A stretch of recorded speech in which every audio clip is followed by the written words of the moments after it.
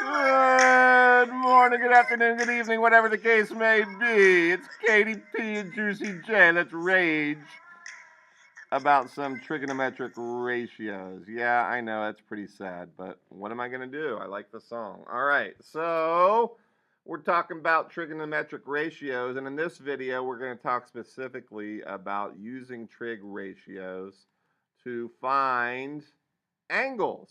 Okay, so if we have a right triangle, we know here that the sine of theta is equal to 3/5. Yes, 3 over 5, opposite over hypotenuse. And if we're looking for the angle, there's an angle that corresponds with that ratio, because only one angle in a right triangle has an opposite side, the ratio of opposite to hypotenuse of 3 to 5, or 0.6. And we do that by finding the inverse sine, also known as the arc sine. Arc sine. Let me write that down for you. ARC. Oops, what's that doing? Get out of it. Get out of there. Get arc sine. ARCSINE. Abbreviated without the E, of course. Arc sine. And we can do that using a graphing calculator. Okay. I also, what else do I want to show you here? How we did this in class, that with these right triangles, this was the sine ratio, and I'm ignoring these because they were off just a little bit. Sorry, groups. But this was the ratio, the sine ratio. This was opposite over hypotenuse, and they were all 0.6. So any ratio, any triangle which has an opposite side compared to a hypotenuse, and you get 0.6, that's going to be a 34-degree angle. This was the cosine. Anybody that has a cosine ratio of 0.8, or any angle is going to have an angle of 34 degrees, and so on. Tangent of 0.7 is going to give us 34 degrees. So that's why it works. That's why what we're about to do works. It's very simple, very easy. So we just have two examples. Here we go. Find the measure of the angle marked theta. So we have to first find the correct trig ratio. So 4 is opposite of theta, and 7 is adjacent. Okay, so if you think of our little acronym, so CA, TOA, opposite and adjacent go with the T, or tangent. So we know that the tangent of theta is equal to 4 opposite over 7 adjacent. And then we say that theta is equal to the inverse tangent of 4/7. I'm also going to write that it's equal to the arctangent, because we're going to use two different calculators to find this. The arctangent of 4/7. Okay, so we're going to get a degree measure, okay, which is equal to, and we'll do approximately equal to, because we'll round to the nearest tenth. I don't think this is going to come out nice. So if you're going to use your Inspire, if you have an Inspire, that's fine. We just need to go home and make sure, do our settings, 5, and go to Document Settings. And our angle, we need to make sure, right now it's in radians.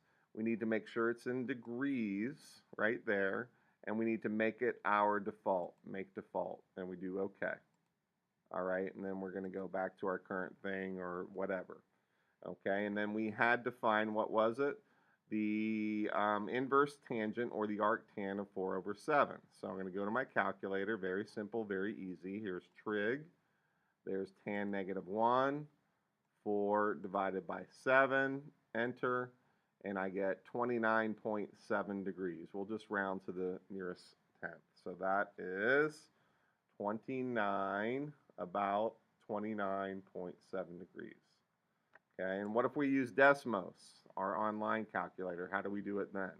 Well, here's your keyboard, yes, and we're going to go to Functions, And this is why I did arctan, because on Desmos it's not tan -1, it's arctan. So I'm going to hit arctan, and then I'm going to do 4 divided by 7. And you're like, hey, wait a second, Mr. B, that's not the 20, what did we get over there? 29.7. That's not 29.7. You're right, because Desmos is in radians. So you have to go to your tool here, and we want it to be in degrees, and it changes instantly to 29.7. So same thing, 29.7 degrees. Okay, so let's do one more example here. Okay, so this was A right here. Now we're going to do B. B, find the measure of angle theta. Okay, so here's theta right here, and this is kind of weird because the triangle is not how we're used to having it. That's okay. That's okay. This side right here is adjacent. It's right next to it, because over here would be opposite, and of course this is the hypotenuse because it's the one that is on the opposite side of the right angle, right? Don't forget that. The hypotenuse is always on the opposite side of the right angle. I always think is the right angle symbol pointing to the hypotenuse right there. So adjacent and hypotenuse, we're going to use cosine. So we know that the cosine of theta is equal to adjacent 2.67 over 5.92. Okay, so theta is going to equal the inverse cosine of 2.67 over 5.92, and I'll also write arc cosine and do it with both calculators for you. So theta equals the arc cosine. This means the same thing. Arc cos. I don't know if it has 2 C's. I'm wondering. I guess we'll see, won't we? C, get it? 2.67 over 5.92, right? And they're going to get the same thing, so I'll just write it once. Approximately equal to. So 2.67, so I got to go to Trig, inverse cos of 2.67, I forget already, over 5.92, so 5.92, shizzle, 63.2 degrees. So let's go to Desmos, see how that does. 2.67, 5.92. Okay, so now I'm going to go here. Functions, arc cos, 2 C's, good. And I forgot, I swear I forgot. I think it's 2.63. Did I do that right? Oh, it's 2.67 over 5.92. So that's okay because I can show you the, oh, I forgot the point too. 2.67 divided by, did I mess that up again?